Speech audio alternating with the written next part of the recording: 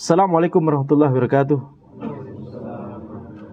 Innal hamdalillah nahmaduhu wa nasta'inuhu wa nastaghfiruh wa na'udzu billahi min syururi anfusina wa min sayyiati a'malina may yahdihillahu fala mudhillalah wa may yudlil fala hadiyalah wa asyhadu an la ilaha illallah wahdahu la syarikalah wa asyhadu anna Muhammadan abduhu wa rasuluh. Allahumma shalli wa sallim ala sayyidina Muhammad wa ala alihi wa sahbihi ajma'in, amma ba'd.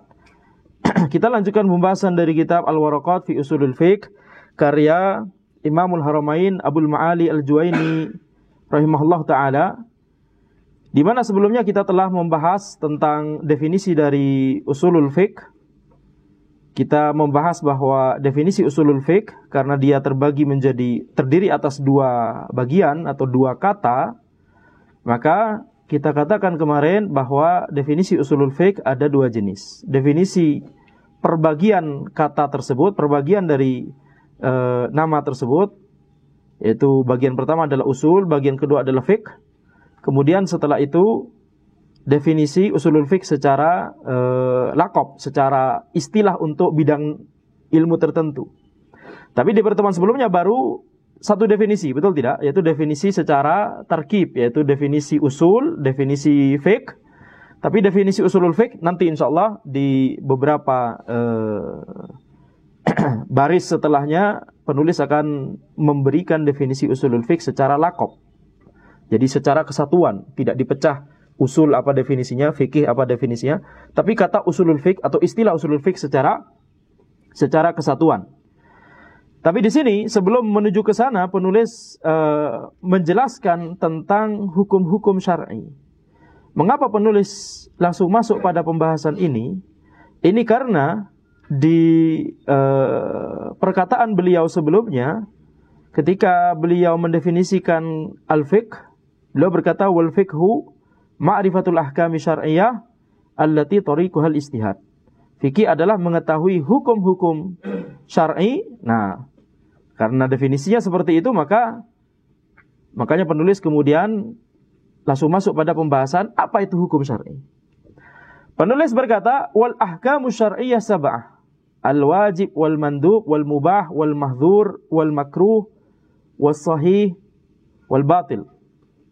Hukum-hukum syar'i ada 7, wajib, mandub, mubah, mahdzur, makruh, sahih dan batil.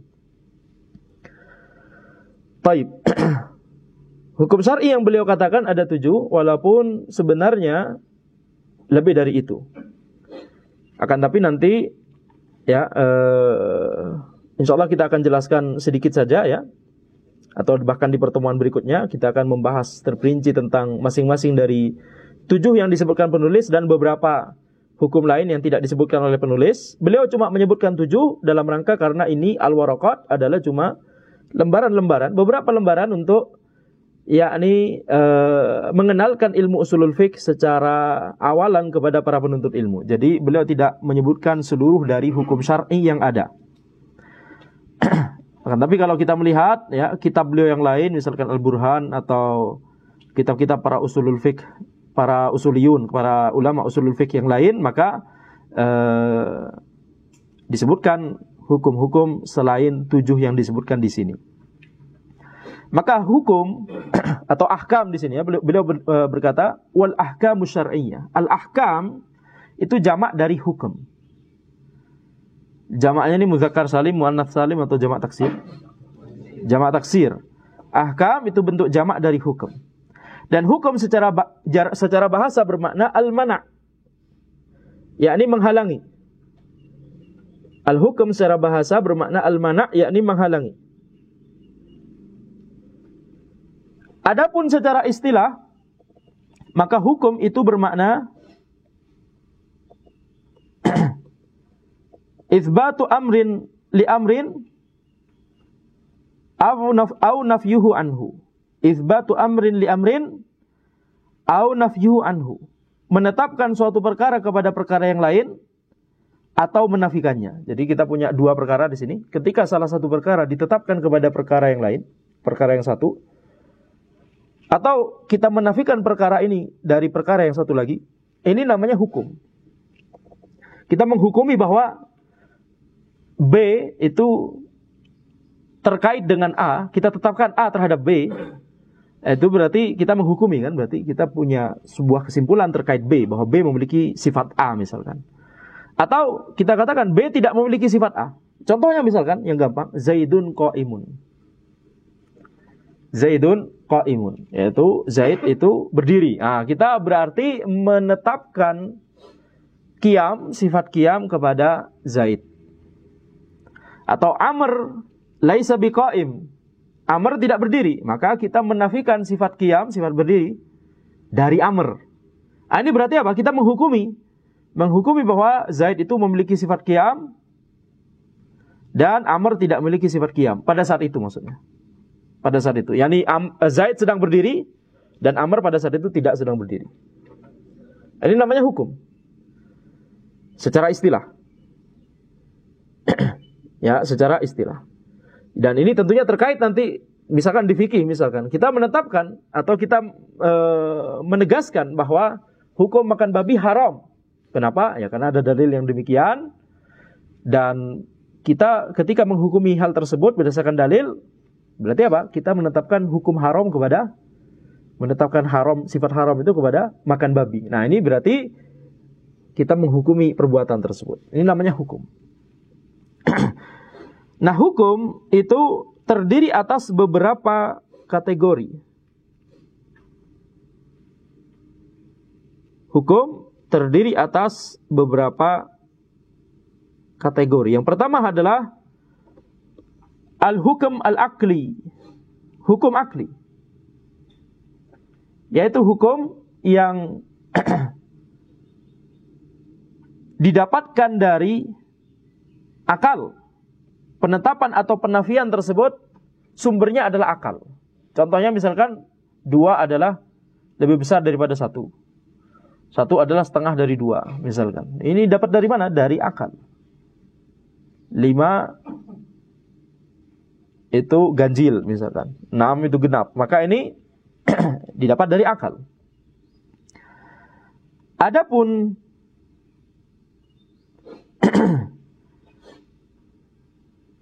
kategori yang kedua dari hukum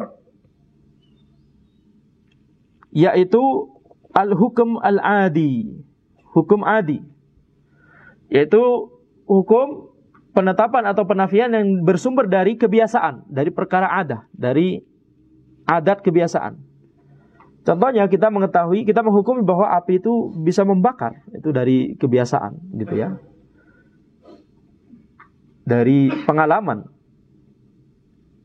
Bukan dari akal. Karena kalau misalkan ada orang,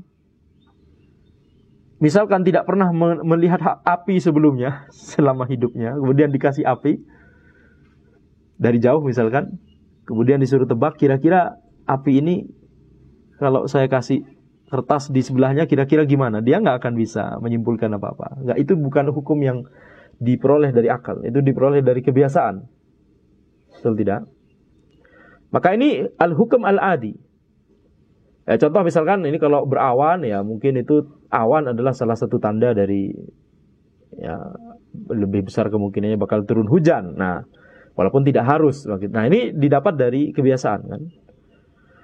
Sehingga apa yang dipelajari di sains itu antara dua hukum ini, antara hukum akli atau hukum adi. Matematik misalkan hukum akli.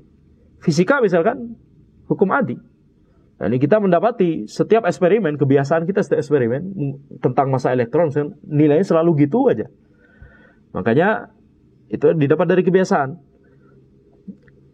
Walaupun sebagian masalah atau hukum fisika ternyata bisa dipikirkan asal muasalnya secara logika gitu ya. Akan tapi banyak dari sains secara umum, tidak hanya fisika ya, biologi, kimia, itu perkara dari adah. Yang itu kita namakan observasi atau eksperimen. Karena definisi eksperimen adalah sesuatu yang bisa diulang di waktu lain, di tempat lain oleh grup peneliti yang lain. Kalau nggak bisa diulang, maka itu di luar ranah sains. Seperti terbelahnya bulan di zaman Nabi Muhammad SAW. Itu bukan ranah sains. Karena nggak akan bisa diulang. Terbelahnya Laut Merah. Itu bukan ranah sains. Walaupun misalkan seseorang ada yang berusaha meneliti menggunakan teori sains yang ada saat ini tentang bagaimana Nabi Musa alaihissalam atas izin Allah bisa membelah Laut Merah, maka tidak ada standar yang membuat kita menjadi yakin sekali bahwa itulah teori tersebut, itulah yang hak, yang menjelaskan benar-benar tentang terbelahnya Laut Merah. Nggak bisa, karena nggak bisa diulang. Udah gitu terjadi di masa lampau, betul tidak? Maka ini adalah sesuatu yang di luar ranah sains. Walaupun ada sesuatu yang bisa terjadi berulang-ulang, tapi tetap di luar ranah sains. Seperti kita mendengarkan Al-Quranul Karim. Tidak peduli seberapa banyak orang mendengarkan Al-Quranul Karim, nggak bisa dia mengimitasi, meniru style dari Al-Quranul Karim. Itu karena itu bukan dari makhluk, itu adalah kalam Allah Subhanahu wa taala. Baik. Sekarang kategori yang ketiga adalah hukum syar'i.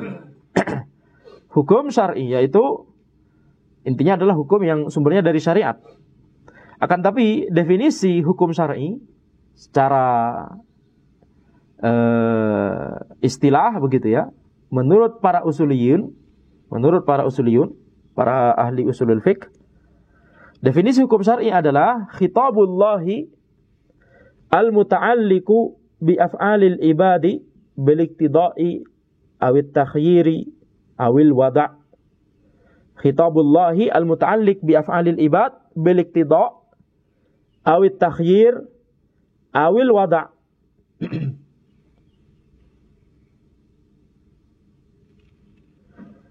Khitabullahi al-muta'alliq bi af'alil ibad yaitu panggilan Allah yang terkait dengan perbuatan-perbuatan para hamba, bil iktida' dengan menuntut, awit takhyir atau memberikan pilihan, awil wada' atau meletakkan. Ana ulangi, definisi hukum syar'i menurut para usuliyun adalah khitabullahi, panggilan Allah, al-muta'alliq bi af'alil ibad, yang terkait dengan perbuatan-perbuatan para hamba, bil iktida' dengan menuntut, awit takhyir atau memberikan pilihan, awil wada' atau meletakkan. Sebentar lagi insyaallah kita akan membahas apa yang dimaksud dengan definisi ini. Tetapi lengkapi dulu definisinya supaya tidak lupa ya anak. Definisi hukum syar'i menurut para fuqaha, kalau tadi menurut para usuliyun, sekarang menurut para fuqaha. Sama saja seperti sebelumnya, tetapi di awal ditambah muqtada. Muqtada khitabillahi al-muta'alliq bi af'alil ibad bil iktida' awit takhir awil wada'. Konsekuensi dari pernyataan syariat yang terkait dengan perbuatan-perbuatan para hamba dengan menuntut atau memberikan pilihan atau meletakkan. Jadi sama saja dengan definisi para usuliyun, tapi bedanya cuma satu kata di depan, yaitu ada muqtada. Baik, kita bahas satu persatu definisi usulul fiqh, definisi hukum syar'i menurut para ahli usulul fiqh. Itu menurut para usuliyun. Yang pertama tentang frase khitabullah. Khitab, sebentar dulu sebelum khitabullah. Khitab itu sendiri apa? Khitab itu adalah panggilan atau perkataan atau kalam. Ya, itu makna dari khitab. Maka khitabullah, panggilan Allah Subhanahu wa taala, yakni kalam Allah. Yakni kalam Allah. Nah, di sini sebelum kita lanjut, kita harus berhenti sejenak membahas tentang akidah tentang kalam Allah. Karena ini nanti akan ada kaitannya banyak sekali dalam masalah-masalah usulul fiqh. Sebagaimana yang telah dijelaskan di 2 pertemuan sebelumnya bahwa masalah usulul fiqh banyak sekali orang-orang dari kalangan Mu'tazilah dan Asy'ariyah yang memasukkan masalah akidah mereka ke dalam pembahasan usulul fiqh. Salah satunya adalah masalah ini, masalah kalam, masalah kalamullah. Oleh karena itu kita berhenti sejenak di sini untuk membahas akidah tentang kalamullah. Akidah yang lurus tentang kalamullah, akidah dari Ahlus Sunnah wal Jamaah, akidah dari para as-salafus saleh, para terdahulu yang saleh, terkait kalamullah adalah bahwa itu adalah salah satu dari sifat Allah Subhanahu wa taala yang maha sempurna. Kalamullah, Allah memiliki sifat kalam. Dan Al-Quran adalah salah satu contoh kalamullah. Taurat yang masih asli adalah salah satu contoh kalamullah. Al-Injil yang masih asli adalah salah satu contoh dari kalamullah. Demikian pula kalamullah tidak hanya berupa kitab suci seperti Al-Quran, seperti Taurat, seperti Al-Injil, seperti Az-Zabur. Akan tapi juga kalam Allah yang misalkan ketika Allah berfirman kepada Nabi Musa alaihissalam, itu juga adalah kalam Allah. Ketika Allah berfirman kun, ya, innama amruhu idza arada syai'an ay yaqula lahu kun fayakun. Ketika Allah menghendaki sesuatu, maka Allah Subhanahu wa taala berfirman kun. Cukup berfirman kun fayakunu, maka sesuatu tersebut terjadi. Maka ini adalah kalam Allah Subhanahu wa taala. Jadi Allah memiliki sifat kalam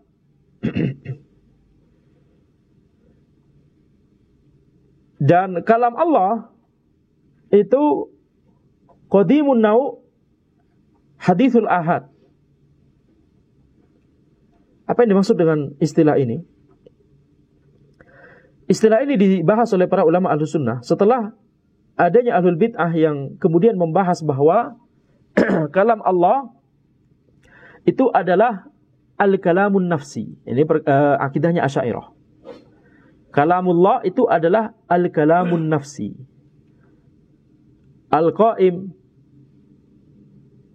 bidzatihi.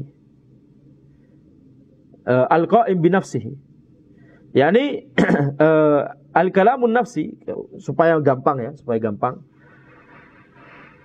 Al-kalamun nafsi intinya, kalau misalkan kita lihat di dunia kita manusia, ya, sehingga kita bisa paham, kita mengenal adanya kalam, itu perkataan, betul tidak?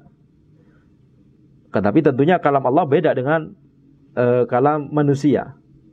Tapi kalau kita berusaha memahami akidahnya Asy'ariyah, mereka tidak mengatakan bahwa kalamullah itu, misalkan Al-Quran ya, mereka tidak mengatakan bahwa lafaz dan huruf yang ada di Al-Quran itu adalah kalamullah. Mereka tidak mengatakan demikian.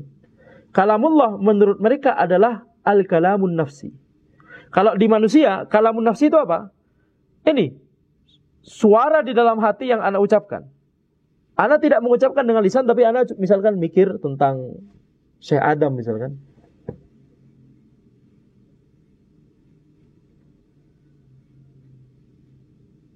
Misalkan begitu ya, tidak, antum tahu tidak apa yang Anda ucapkan? Nah, Anda tidak mengucapkan apa-apa. Jadi apa yang diucapkan di benak itu namanya al-kalamun nafsi. Nafs itu diri. Kalam yang ada di diri sendiri maksudnya. Kalam yang ada di diri sendiri. Sehingga ketika Asy'ariyah mengatakan Al-Quran adalah al-kalamun nafsi, maka mereka itu mengatakan bahwa yakni ada semacam entitas begitu ya, yang itu disebut al-kalamun nafsi, yang kemudian ketika itu diejawantakan dalam bahasa Arab baru jadi Al-Quran. Jadi Al-Quran itu cuma ibarah atau hikayah atau sebuah representasi dalam tanda kutip dari al-kalamun nafsi itu. Al-Quran yang kita baca sekarang, yang ada lafadznya dan ada hurufnya, yang ada alif lam mim, dzalikal kitabul la raiba fi, ada hurufnya, ada lafadznya. Tapi maknanya itu ada di al-kalamun nafsi. Jadi kalau ditanya, kalamullah itu apa? lafadz dan makna atau makna saja. Asy'ariyah akan berkata makna saja. Kalamullah itu makna saja. Setelah diejawantahkan, diwujudkan atau direpresentasikan dalam bahasa Arab, maka dia akhirnya terrepresentasikan menjadi Al-Quran yang ada lafadznya dan ada hurufnya. Maka jadilah itu Al-Quran yang kita baca dan kita dengar sekarang. Tapi kalau kalamullah yang sebenarnya, maka nggak bisa kita dengar karena itu yakni cuma makna saja dan itu ada di sisi Allah Subhanahu wa taala. Itu kira-kira kata mereka ya.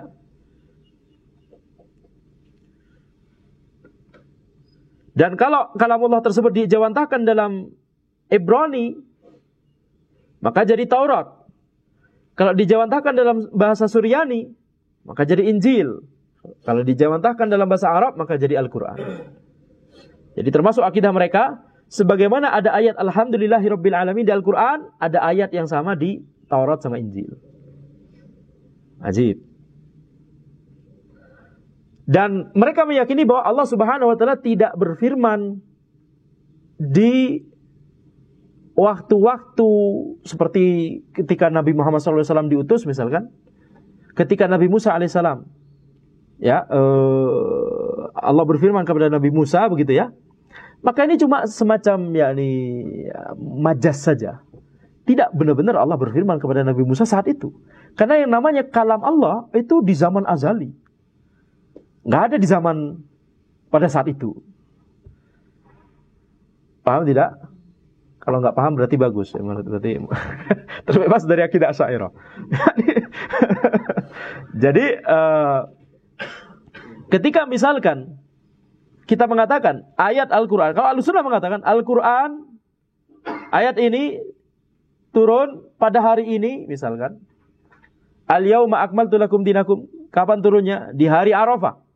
Nah, kita bisa katakan Allah memfirmankan ayat tersebut di hari Arafah, diturunkan pada saat itu, di hari Arafah. Allah Subhanahu wa taala berfirman kepada malaikat Jibril kemudian menyampaikan kepada Nabi Muhammad sallallahu alaihi wasallam. Nabi Muhammad sallallahu alaihi wasallam kemudian membacakan ayat tersebut kepada para sahabat.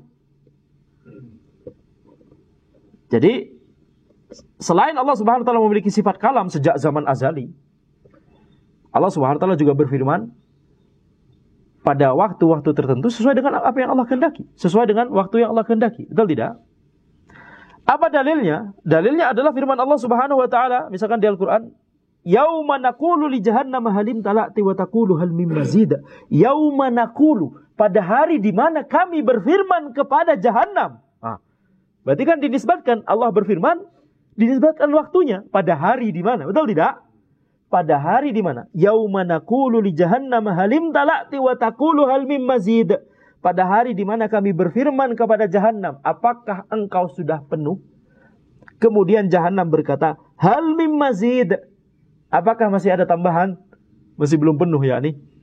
Ini kapan? Di akhirat. Nanti Allah berfirman kepada jahannam. Apa firman Allah? Ini. Apa dalilnya? Ayat ini. Berarti apa? Yani Allah berfirman, sifat kalam Allah itu dimiliki Allah sejak zaman azali. Allah selalu disifati dengan sifat kalam. Adapun satu persatu dari kalam Allah ini bisa terjadi kapanpun sesuai dengan apa yang Allah kehendaki. Ini akidah Ahlussunnah. Adapun Ahlul Bid'ah, mereka menafikan bahwa Allah berfirman pada saat itu ke Nabi Musa. Mereka menafikan Allah memfirmankan Al-Quran ketika Al-Quran diturunkan kepada Nabi Muhammad SAW. Kenapa? Prinsip mereka adalah kullu muhdatsin makhluk. Kullu muhdatsin makhluk. Setiap yang itu baru terjadi ada waktunya, bukan di zaman azali. Itu adalah makhluk. Setiap yang baru terjadi atau ada waktunya, maka itu adalah makhluk. Ya ini sudah masuk ke pemahamannya Mu'tazilah sebenarnya ya. Yani tadi awalnya Anda bicara Asy'ariyah, tapi taib. Intinya adalah mereka dua-duanya sama-sama menafikan bahwa Allah Subhanahu wa taala itu berfirman, memfirmankan ayat-ayat yang ada di Al-Qur'anul Karim. Baik, supaya tidak bingung, kita Asy'ariyah terlebih dahulu. Jadi Asy'ariyah mengatakan bahwa kalamullah itu adalah makna saja. Kalamullah itu adalah makna saja, al-kalamun nafsi yang kita sebut tadi. Padahal al-kalamun nafsi itu tidak disebut sebagai kalam menurut urfnya orang Arab. Ya. Makanya kalau ada orang bersumpah, saya tidak mau berbicara hari ini. Akan tapi kemudian kalau dia berbicara di hatinya, maka kita katakan dia tidak melanggar sumpahnya, betul tidak? Jadi ini menunjukkan bahwa al-kalamun nafsi itu bukan makna kalam secara bahasa. Ya, bukan makna kalam secara bahasa. Kalam secara bahasa adalah ucapan. Ya, yang dalam bahasa Arab yang terdiri atas itu ism, fi'il sama harf. Itulah kalam.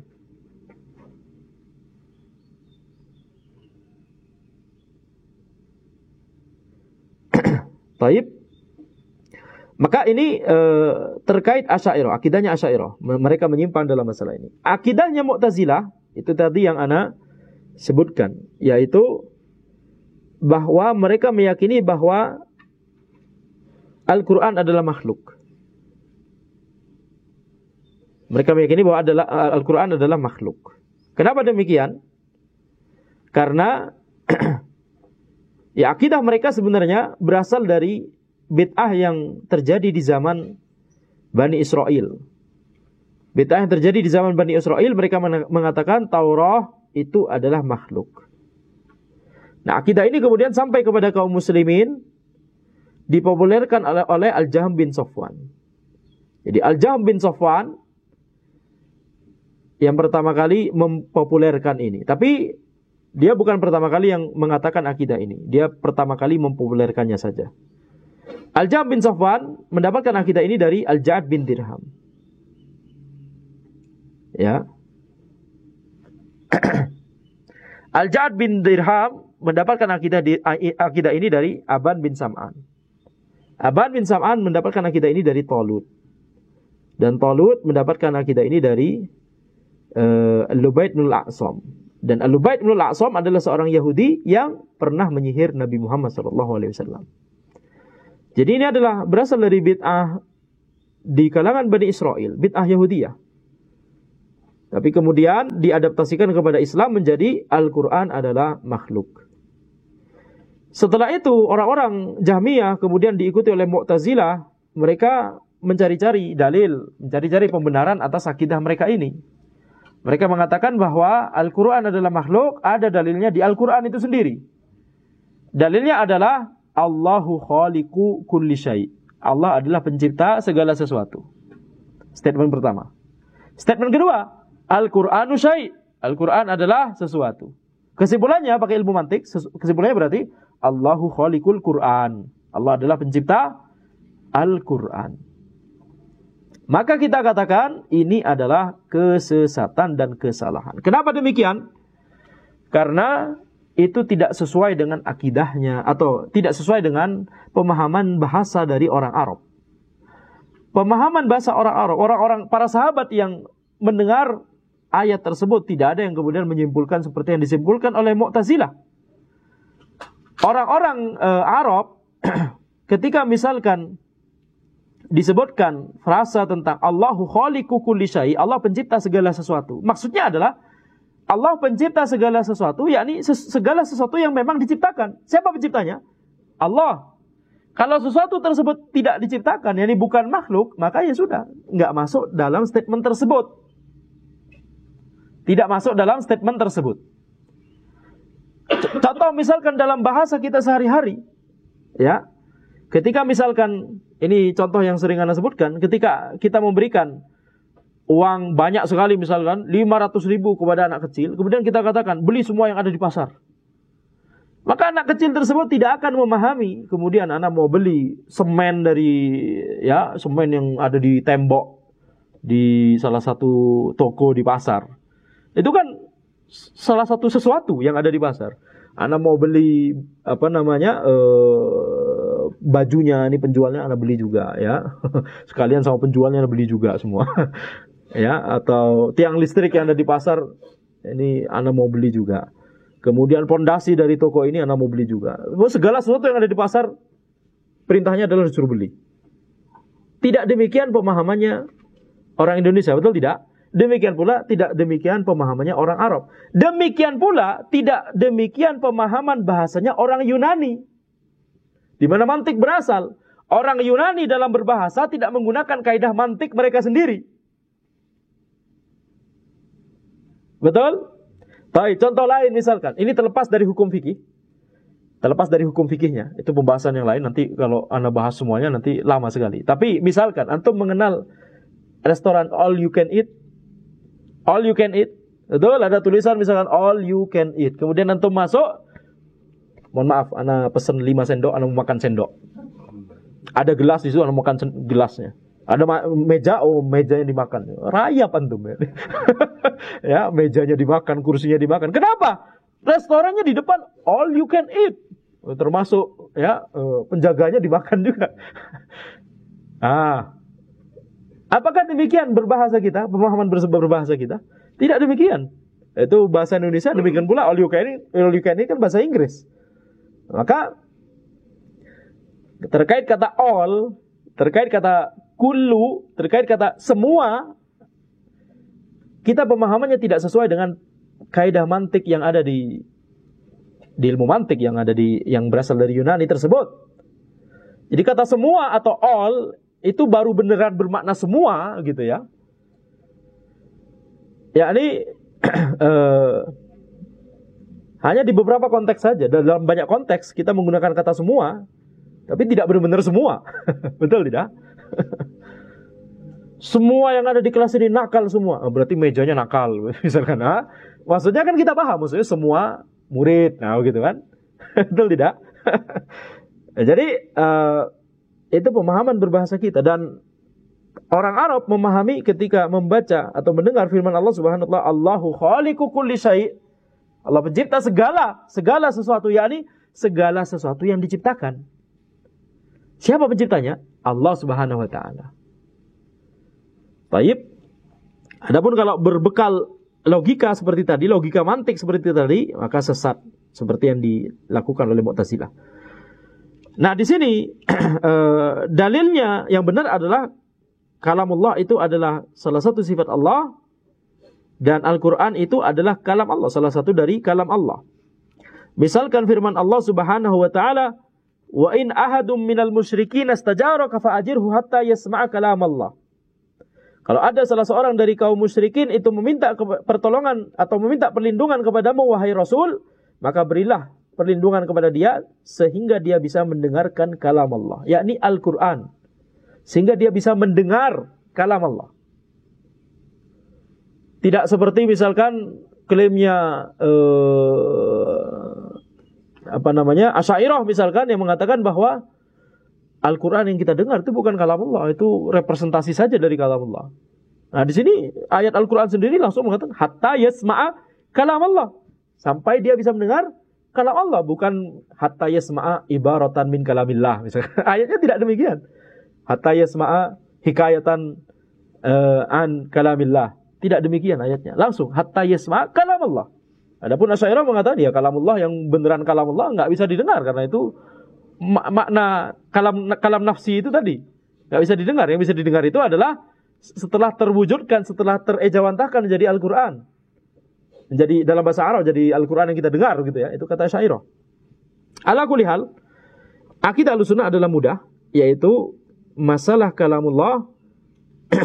Al-Quran adalah kalamullah dan Allah memiliki sifat kalam, dan Allah Subhanahu wa ta'ala disifati dengan sifat kalam sejak zaman azali. Dan Allah pada waktu-waktu yang Allah kehendaki, Allah berfirman kalau Allah menghendaki. Dan Allah akan memfirmankan apa yang Allah kehendaki. Khalas, ini akidahnya Ahlussunnah, betul tidak? Sebagaimana sifat-sifat Allah yang lain, misalkan sifat al-khalq, sifat menciptakan. Allah adalah zat yang maha menciptakan, memiliki sifat khalq ini sejak zaman azali, walaupun alam semesta belum Allah ciptakan. Jadi Allah sudah memiliki sifat zat yang maha menciptakan, walaupun Allah belum menciptakan alam semesta. Itu akidah Ahlussunnah. Karena sebagian orang ada yang mengatakan, kalau Allah belum menciptakan alam semesta, apakah Allah punya sifat maha menciptakan? Apakah Allah memiliki nama Al-Khaliq pada saat di mana alam semesta belum diciptakan? Hindari membahas ke sana karena ini kesalahan. Allah disifati dengan sifat-sifat tersebut, yakni sejak zaman azali. Zaman yang gak ada ujungnya, awalnya. Kalau zaman azali lawan dari abadi. Abadi gak ada akhirnya, azali gak ada awalnya. Taib. Nah ini akidah Ahlussunnah mudah insyaallah, tetapi menjadi masalah akidah tampak menjadi susah karena dibuat susah oleh orang-orang yang menyimpang. Sekarang kita balik lagi kepada pembahasan tadi. Jadi setelah kita memahami tentang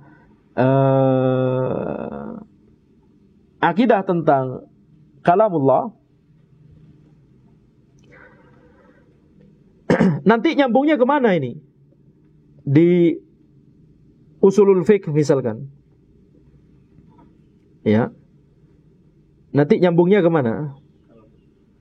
Maka nyambungnya nanti adalah sebagian orang ketika membahas masalah perintah atau amr, maka mereka mengatakan amr itu tidak memiliki sirah tertentu, tidak memiliki bentuk tertentu.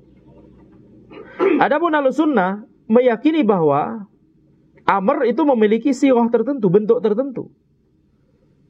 Salah satu contohnya adalah fi'il amr. Misalkan kita belajar di nahwu, fa'ala, fi'il apa? Fi'il madhi. Yaf'alu, fi'il mudhari.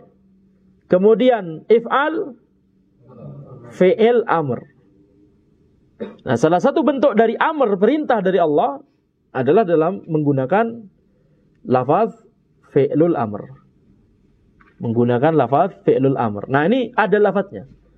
Adapun Asy'ariyah yang tadi mengatakan kalamullah itu enggak ada lafaznya, makna saja. Maka mereka mengatakan amr, perintah dari Allah, enggak memiliki sirah, enggak memiliki bentuk. Itu cuma representasi dari perintah Allah, dari amr. Seperti misalkan wa aqimus shalah. Aqimu itu kan fi'il amr. Ya, wa aqimu. Maka itu adalah fi'il amr. Ahlussunnah mengatakan ini bentuk dari amr, bentuk dari perintah dari Allah Subhanahu wa taala. Asy'ariyah mengatakan oh tidak, ini adalah ibarah atau hikayah atau representasi saja dari perintah dari Allah Subhanahu wa taala. Baik.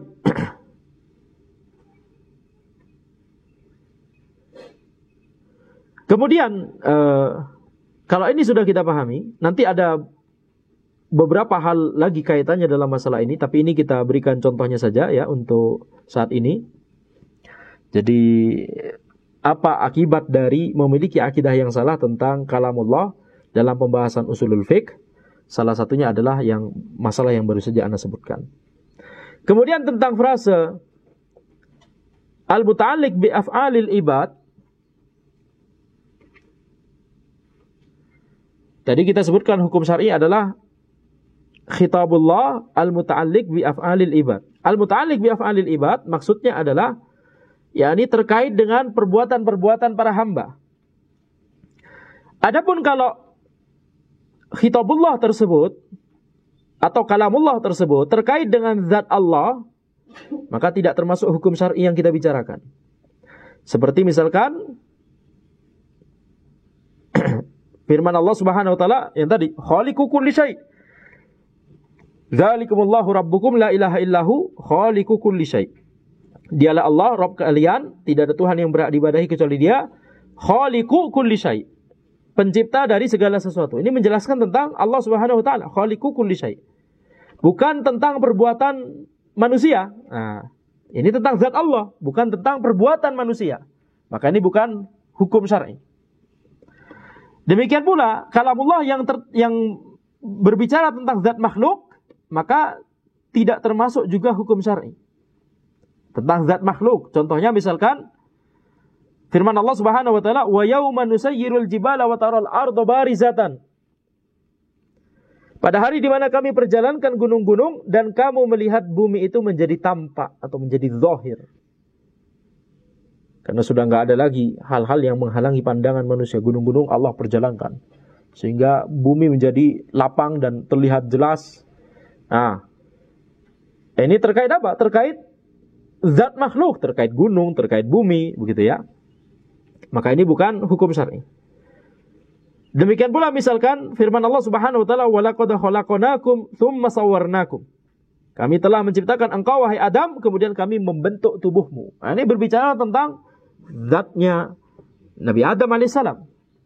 Ya, kami ciptakan engkau wahai Adam dan kemudian kami membentuk tubuhmu. Membentuk tubuh manusia dibentuk oleh Allah Subhanahu wa taala dengan bentuk yang sempurna di antara makhluk-makhluk yang lain.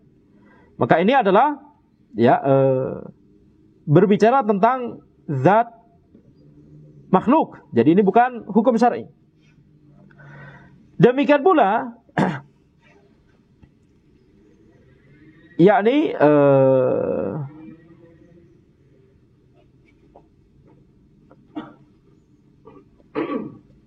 atau bukan demikian pula ya, tapi oleh karena itu yang namanya hukum syar'i itu kalamullah yang terkait dengan perbuatan makhluk. Wa aqimus shalah. Tegakkanlah salat. Nah, itu kan terkait perbuatan makhluk. Maka ini masuk dalam masuk dalam hukum syar'i.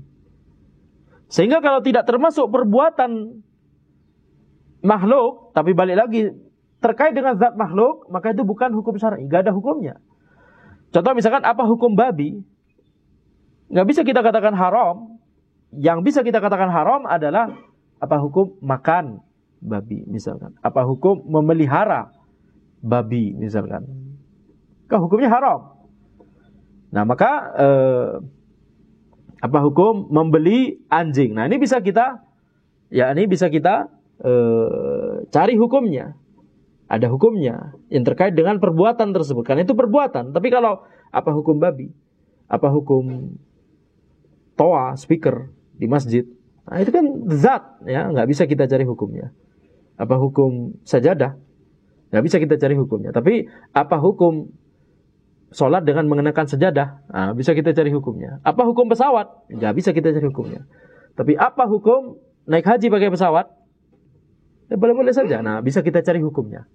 Jadi hukum syar'i terkait dengan perbuatan para hamba, perbuatan makhluk. Kemudian tentang frase bil iqtida awit takhyir awil wada'.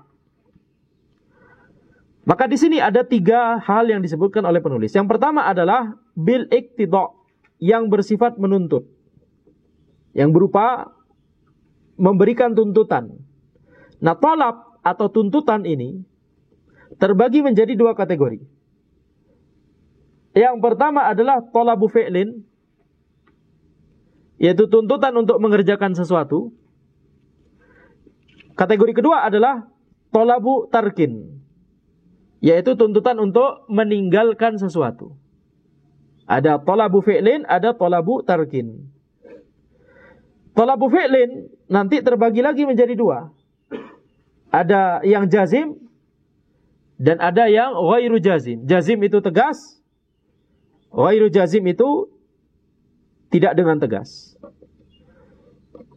Jadi misalkan ya, ana ulang lagi. Jadi bil iqtida itu maksudnya bersifat menuntut. Ada talab atau tuntutan. Terbagi menjadi 2, talabu fi'lin dan talabu tarkin. Masing-masing dari talabu fi'lin dan talabu tarkin terbagi menjadi 2, jazim dan ghairu jazim. Sehingga talabu fi'lin yang jazim berarti apa? Tuntutan dengan tegas untuk mengerjakan sesuatu. Talabu fi'lin yang jazim itu berarti apa? Tuntutan dengan tegas untuk mengerjakan sesuatu. Ini yang kemudian menghasilkan hukum wajib. Ya. Kemudian talabu fi'lin yang ghairu jazim, tuntutan tidak dengan tegas untuk mengerjakan sesuatu, maka ini yang nanti yang akan menghasilkan hukum sunnah. Kemudian talabu tarkin terbagi dua juga. Talabu tarkin yang jazim itu berarti apa? Tuntutan dengan tegas untuk meninggalkan sesuatu. Ini nanti yang menjadi hukum haram. Sedangkan talabu tarkin yang ghairu jazim, ini maksudnya berarti apa? Tuntutan tidak dengan tegas untuk meninggalkan sesuatu. Ini yang kemudian nanti menjadi makruh. Ya. Ini yang pertama tadi, yaitu bil iqtida', tuntutan. Bersifat menuntut. Kemudian yang kedua, awit takhyir, memberikan pilihan. Kita balik lagi ke definisi hukum syar'i. Setelah bil iqtida', kemudian awit takhyir, yaitu memberikan pilihan. Pilihan di sini berarti apa? Antara mengerjakan atau meninggalkan. Dan ini yang nanti kemudian menghasilkan hukum mubah. Menghasilkan hukum mubah.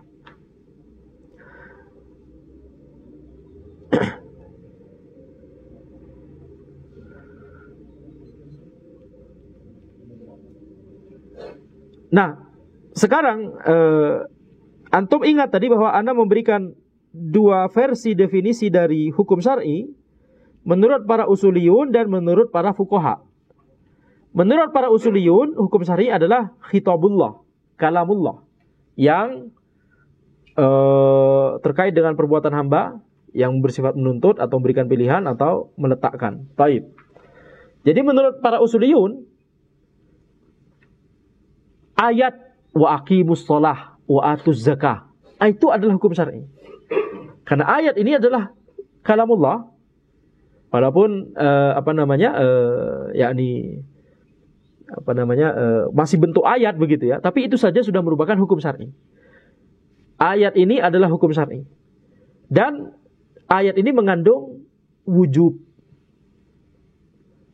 Itu istilahnya menurut para usuliyun, wujub. Mereka tidak menyebut wajib. Jadi menurut para usuliyun, yang namanya hukum syar'i, yang pertama wujub, yang kedua nadab, yang ketiga ibahah, yang keempat karohah, yang kelima tahrim. Yang pertama wujub atau ijab, mewajibkan. Jadi ayat yang mewajibkan, ini hukum syar'i. Hukumnya yang dimaksud hukumnya yang mana? Mewajibkannya ini. Kandungan mewajibkan dari ayat tersebut dan ayat itu sendiri juga. Ini yang namanya hukum syar'i, yaitu hukum wujub atau ijab. Ini menurut para usuliyun. Tapi menurut para fuqaha, hukum syar'i itu adalah muqtado. Ada tambahan muqtado kan tadi. Konsekuensi dari kalam Allah yang terkait dengan perbuatan hamba yang memberikan tuntutan atau berikan pilihan atau meletakkan. Jadi menurut fuqaha, hukum itu adalah produk dari kalamullah, produk dari dalil. Makanya fuqaha menggunakan istilah wajib. Jadi para usuliyun mengatakan wa aqimus shalah ini adalah hukum syar'i, mengandung wujub atau ijab. Ya, hukum syar'inya apa? Wujub atau ijab yang terkandung dalam ayat ini. Tapi fuqaha mengatakan hukum syar'i dari ayat ini mana? Hukum syar'inya adalah kita menyimpulkan bahwa sholat itu wajib. Jadi wujub adalah perbuatan mewajibkannya. Siapa yang melakukan? Allah Subhanahu wa taala. Sedangkan wajib adalah hasilnya. Setelah Allah mewajibkan hal tersebut, yaitu wujub atau ijab, hasilnya apa? Kita katakan sholat hukumnya jadi wajib. Kita lebih terbiasa menggunakan definisinya para fuqaha selama ini. Karena di ilmu fikih, itulah yang banyak digunakan definisinya para fuqaha. Jadi hukum syar'i itu adalah produk dari dalil, produk dari ayat atau dari hadis. Akan tapi menurut usuliyun, hukum syar'i adalah dalil itu sendiri. Dalil kalam Allah yang mewajibkan itu sendiri, itulah hukum syar'i. Contoh lain misalkan An-nadab, yaitu ketika Allah Subhanahu wa taala memotivasi, memerintahkan tapi tidak dengan perintah yang tegas sehingga tidak wajib, sehingga jadi sunnah begitu ya. Maka perbuatannya kandungannya adalah nadab. Ini hukum syar'i menurut usuliyun nadab. Tapi menurut fuqaha, produknya apa hasilnya? Kesimpulannya bahwa perkara ini sifatnya mandub atau istilah lain sunnah. Mandub itu istilah lain dari sunnah. Jadi sama. Kalau di usuliyun tadi wujub atau ijab, menurut fuqaha jadi wajib. Kemudian yang kedua, menurut usuliyun adalah nadab, hukum syar'inya adalah nadab. Tapi menurut fuqaha produknya apa? Setelah Allah menadabkan setelah Allah menadabkan hal tersebut melalui dalil, dalam dalil, apa konsekuensinya, apa produknya? Kita katakan perbuatan ini mandub atau sunnah. Kemudian ketika Allah Subhanahu wa taala melarang, maka kandungannya tahrim. Dalil tersebut mengandung tahrim. Tahrim ini apa? Perbuatan mengharamkan. Siapa yang melakukan perbuatan tersebut? Allah Subhanahu wa taala. Hasilnya apa? Konsekuensinya ini adalah haram. Perbuatan ini adalah haram, ya. Wala taqrabuz zina. Nah, ini berarti apa? Ada tahrim di situ, ada mengharamkan di situ. Kesimpulannya apa? Zina haram. Jadi ini hukum syar'i menurut usuliyun tahrim, hukum syar'i menurut fuqaha haram. Atau pakai istilah lain, hukum syar'i menurut usuliyun hadr, hukum syar'i menurut fuqaha mahdzur. Itu yang disebutkan oleh penulis di sini. Mahdzur itu yakni haram. Mahdzur di situ adalah haram.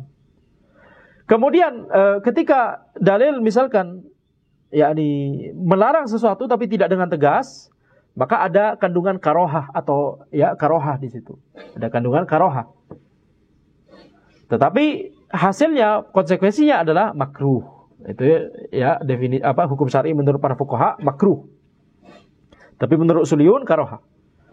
Kemudian ketika Allah memberikan pilihan, yakni tidak merintahkan atau tidak melarang secara asalnya, maka kata para usuliyun ini berarti ibahah. Hukum syar'inya adalah ibahah, membolehkan. Nah, nanti konsekuensinya atau produk hukumnya kata fuqaha, istilahnya fuqaha, ini mubah. Jadi antum harus jeli di sini ada dua set istilah. Hukum syar'i menurut usuliyun wujub atau ijab, kemudian nadab, kemudian ibahah, kemudian karohah, kemudian tahrim atau hadr. Sedangkan istilah menurut para fuqaha, ini yang lebih familiar mungkin. Pertama wajib, kemudian mandub atau sunnah, yang ketiga mubah, yang keempat makruh, yang kelima haram atau muharram atau mahdzur. Baik, jadi ini adalah hukum syar'i menurut para usuliyun dan menurut para fuqaha. Nah, dua tadi kan kita sebut tiga ya di definisi hukum syar'i, bil iqtida' awit tahyir awil wada'. Bil iqtida' awit tahyir, dua hal ini nanti yang kemudian menghasilkan tadi ya 5 hukum tadi, wajib, sunnah, mubah, makruh, haram. Bagaimana dengan yang bil wada'? Bil wada' yaitu yang bersifat meletakkan. Maksudnya apa? Meletakkan di sini maksudnya apa? Maksudnya adalah meletakkan sesuatu sebagai sebab, meletakkan sesuatu sebagai syarat, meletakkan sesuatu sebagai penghalang. Jadi yang kita pelajari di fikih misalkan syarat sah solat apa saja. Nah, ketika Allah meletakkan hal-hal tersebut sebagai syarat sahnya solat, ini berarti hukum syar'i dari Allah Subhanahu. Hukum juga dari Allah Subhanahu wa taala. Tapi ini hukum syar'i yang bersifat meletakkan, bukan bersifat menuntut atau memberikan pilihan, tapi meletakkan, memberikan informasi. Antum kalau mau sholatnya benar, sah, ini syarat-syaratnya. Ini namanya meletakkan. Ya, meletakkan. Namanya bil wada'. Seperti misalkan firman Allah Subhanahu wa taala, "Aqimis sholata liduluki syamsi ila ghasaqil laili wa qur'anal fajr." Dirikanlah salat. Nah, kalau dirikanlah salat ini ada tuntutan di situ, betul tidak? Perintah. Bersifat wajib. Maka ini ada wujub atau ijab di situ, atau menurut para fuqaha kita sebutkan salat hukumnya wajib.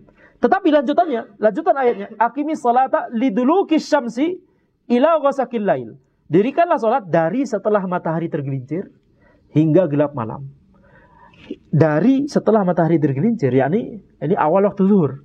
Ini berarti menunjukkan bahwa sholat zuhur itu dimulai dari setelah matahari tergelincir. Kalau sebelum itu nggak sah sholat zuhurnya.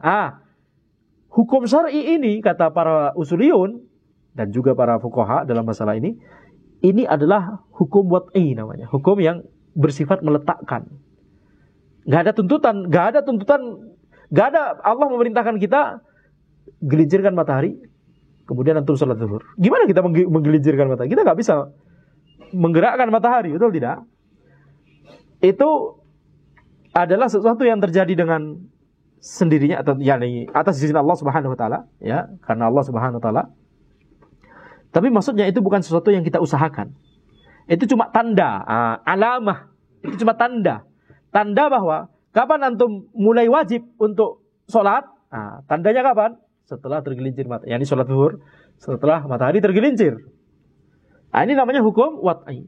Ketika misalkan disebutkan bahwa salah satu penghalang puasa adalah haid. Salah satu penghalang puasa. Berarti Allah meletakkan hukum ini, haid, sebagai penghalang dari puasa. Kalau ada orang haid, maka dia tidak bisa dan tidak boleh berpuasa.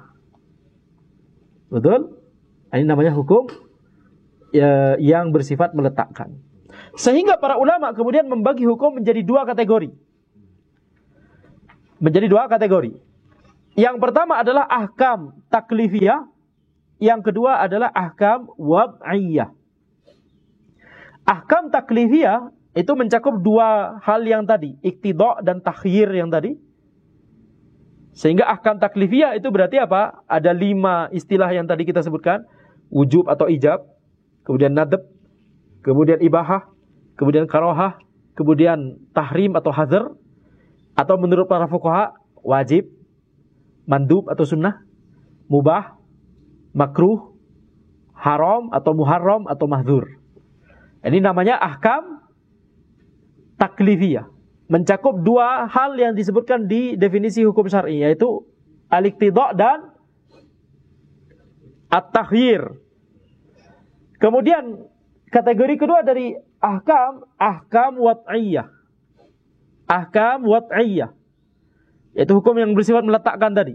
Nanti kita akan bahas. Ada sebab, ada syarat, ada penghalang, ada illah, ada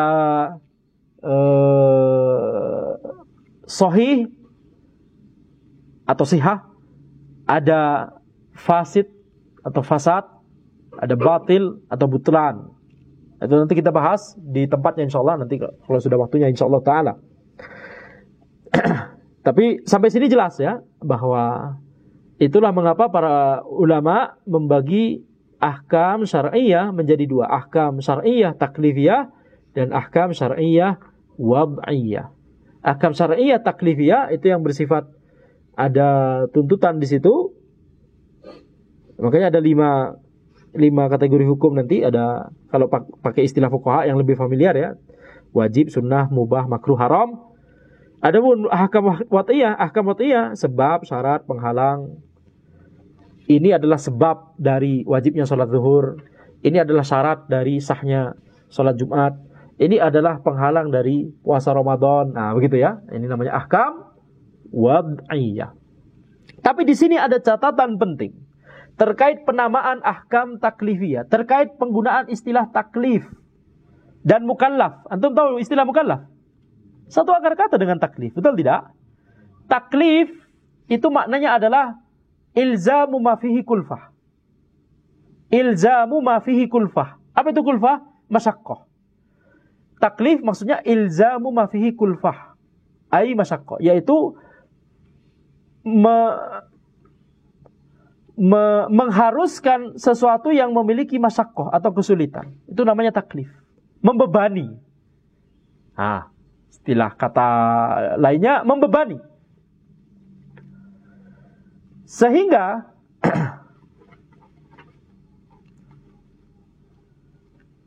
penamaan taklifiyah, kata para ulama, ini tidak tepat. Penamaan ahkam taklifiyah untuk menyebut hukum wajib, sunnah, mubah, makruh, haram, atau wujub, nadab, ibahah, karohah, dan tahrim, tidak tepat menggunakan kata taklif atau taklifiyah, ahkam taklifiyah atau hukum taklifi, tidak tepat. Demikian pula penggunaan istilah mukallaf yang kita kenal selama ini banyak di kitab usul fikih ataupun kitab fikih. Mukallaf adalah akil baligh, betul tidak? Istilah tersebut sebenarnya tidak tepat karena beberapa alasan. Yang pertama, perintah dan larangan dari Allah itu semuanya adalah maslahat dan rahmat bagi para hamba, bukan beban. Kalau taklif itu kan beban tadi kan. Taklif yakni membebani seseorang dengan sesuatu yang memiliki masyaqqah atau kesulitan. Padahal perintah dan larangan dari Allah itu semuanya adalah maslahat dan rahmat bagi para hamba. Wa ma arsalnaka illa rahmatan lil alamin. Dan tidaklah kami mengutus engkau wahai Rasul kecuali sebagai rahmat bagi semesta alam. Kecuali sebagai rahmat. Jadi perintah dan larangan dari Allah, suatu yang wajib, suatu yang haram. Ini kalau seseorang itu tunduk kepada hal tersebut, maka ini adalah rahmat bagi dia. Ini adalah maslahat bagi dia. Dan menyelisihi hal tersebut itu adalah madarat bagi dia. Itu adalah madarat bagi dia. Kemudian alasan yang kedua, istilah taklif itu tidak disebutkan di dalil kecuali dalam konteks menafikan. Kecuali dalam konteks menafikan. Misalkan firman Allah Subhanahu wa taala, la yukallifullahu nafsan illa wus'aha. Allah tidak membebani seseorang kecuali sesuai dengan kemampuannya. La yukallifullahu nafsan illa ma ataha. Allah tidak membebani seseorang kecuali sesuai dengan apa yang Allah berikan kepadanya. La nukallifullahu nafsan illa wus'aha. Kami tidak membebani seseorang kecuali sesuai dengan kemampuannya. Jadi kata taklif, yukallifu, kallafa yukallifu taklifan. Antum tahu wazannya? Kallafa yukallifu taklifan. Sama seperti tahrim, harrama yuharrimu tahriman. Maka ini cuma disebutkan di dalil dalam konteks menafikan. Menafikan bahwa Allah tidak membebani seseorang kecuali sesuai dengan kemampuannya. Cuma dalam konteks itu saja. Sehingga kurang tepat kalau kita kemudian mengatakan perintah dan larangan, udah kita sebut sebagai taklif, beban berarti. Beban, tapi Allah tidak membebani seseorang sesuai dengan kemampuannya. Nggak pantas disebut beban karena di ayat-ayat yang lain atau di konteks-konteks yang lain yang bukan menafikan, nggak pernah disebut perintah dan larangan sebagai beban. Alasan yang ketiga, Mu'tazilah meyakini bahwa makhluk menciptakan perbuatannya sendiri. Ketika makhluk tersebut berkehendak untuk melakukan perbuatan tersebut.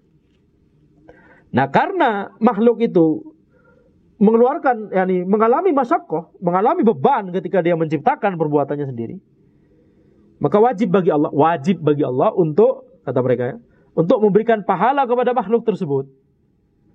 Jadi semacam transaksi. Makhluk ketika berbuat, dia menciptakan perbuatannya. Karena menciptakan perbuatan itu susah, beban, masyaqqah, kulfah, maka harganya apa? Bayarannya Allah berikan pahala. Ini menurut Mu'tazilah. Sehingga makanya mereka menyebut bahwa setiap yang Allah perintahkan atau yang Allah larang, misalkan yang Allah perintahkan misalkan gitu ya, sholat misalkan. Ini berarti apa? Makhluk tersebut berarti harus menciptakan perbuatan sholat itu, kemudian sehingga dia bisa melakukannya. Maka ini namanya beban. Makanya disebut taklif.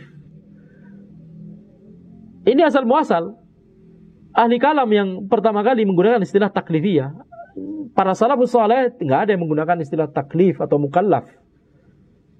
Makanya tadi kita menyebut definisi hukum syar'i khitabullah al-muta'alliq bi af'alil ibad, betul tidak?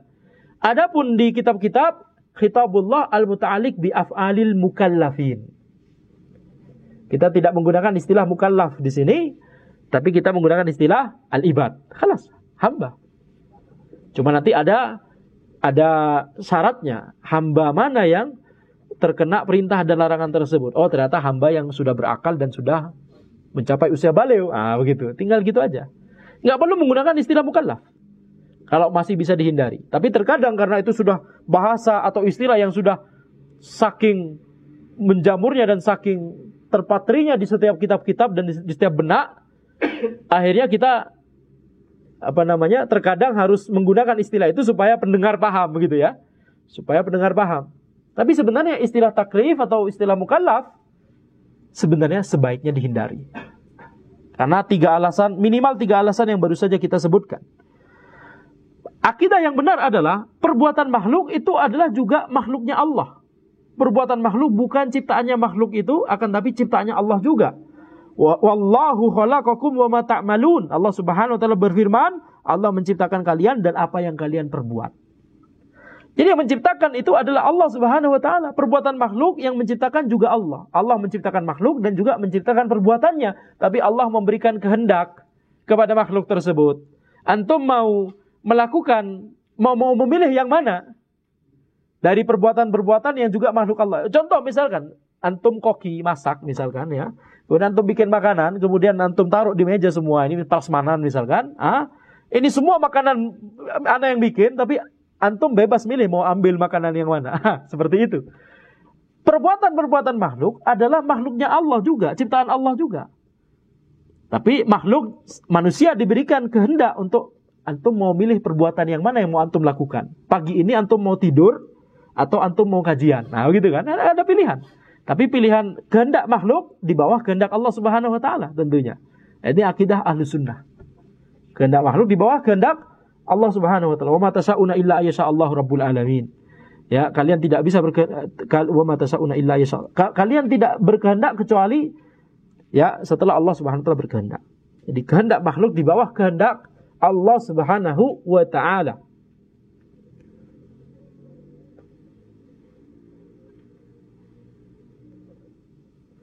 Adapun meyakini bahwa makhluk menciptakan perbuatannya sendiri, maka ini adalah sama saja mengatakan bahwa ada pencipta selain Allah Subhanahu wa ta'ala.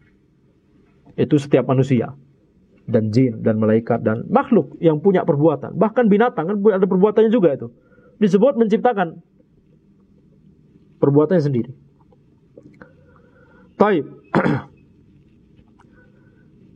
Sehingga kita lihat maka sebenarnya istilah ahkam taklifiyah atau hukum taklifi dan juga istilah mukallaf sebenarnya tidak tepat. Makanya sebagian ulama seperti misalkan Abdul Mudzaffar Sam'ani menyebutkan sebaiknya cukup disebut al-ahkam syar'iyyah saja. Atau boleh juga misalkan disebut al-ahkam at-talabiyah yang bersifat talab yang bersifat menuntut. Dan ibahah berarti al-ahkam at-takhiriyah. Ala kulli hal tidak perlu sibuk dengan istilah, kecuali kalau istilah tersebut ada atau berasal dari akidah yang menyimpang, maka kita harus jelaskan background penyimpangannya begitu ya, supaya kita bisa tidak terkecoh nantinya setelah kita belajar usul fikih lebih dalam.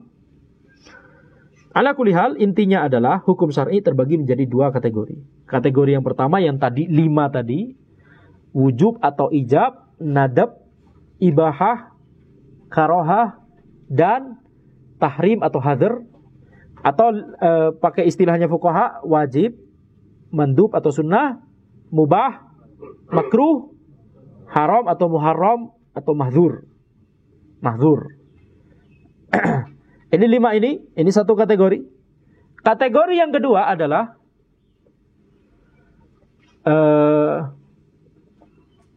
yang bersifat meletakkan tadi, yaitu ahkam wad'iyah. Sebab, syarat, penghalang, sahih sama fasid atau batil.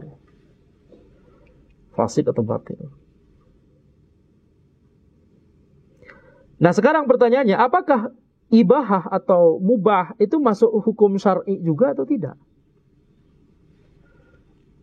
Apakah ibahah atau mubah itu masuk hukum syar'i juga atau tidak?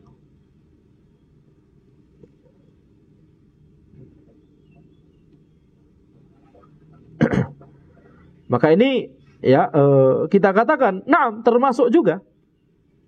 Termasuk juga.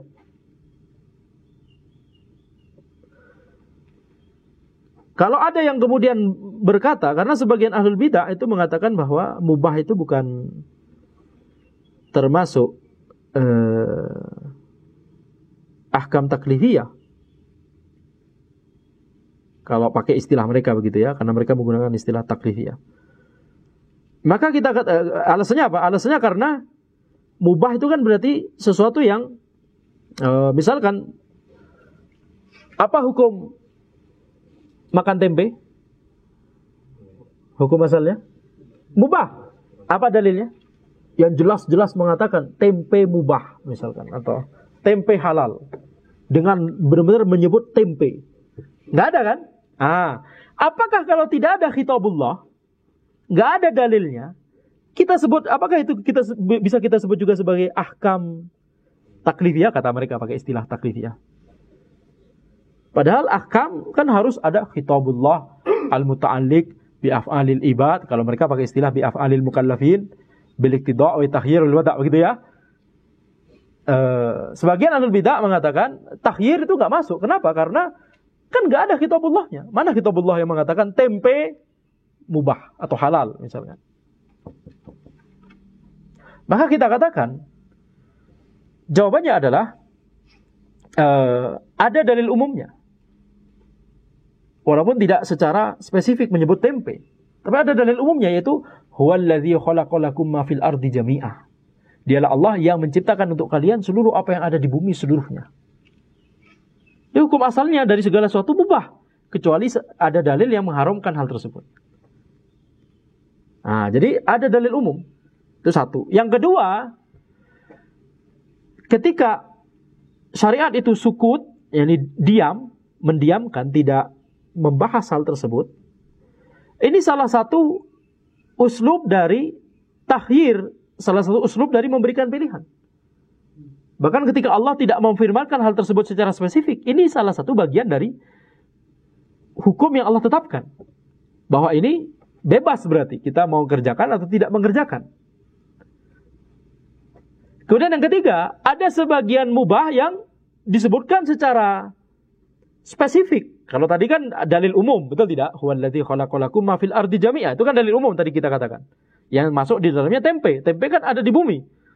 Dialah Allah yang menciptakan seluruh untuk kalian, seluruh apa yang ada di bumi. Khalas. Tempe masuk di situ, masuk dalam keumuman di situ.